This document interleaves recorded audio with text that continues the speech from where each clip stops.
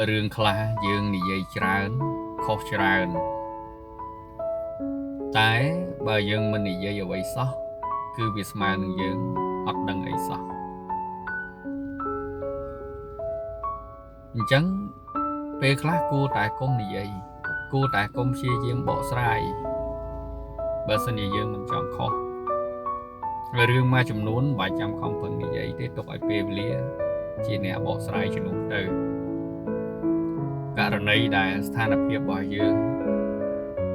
នៅមានកម្រិតយើងទៀបជាងគេយើងទឹកមាត់សាបជាងគេអញ្ចឹងនៅឲ្យស្ងៀមចាំស្ដាប់គេទៅអ្វីដែលយើងត្រូវធ្វើគឺខិតខំតស៊ូព្យាយាមដើរទៅមុខទោះបីដើរមិនបានលឿនដូចគេប៉ុន្តែយើងដើរសន្សឹមយើងកុំឈប់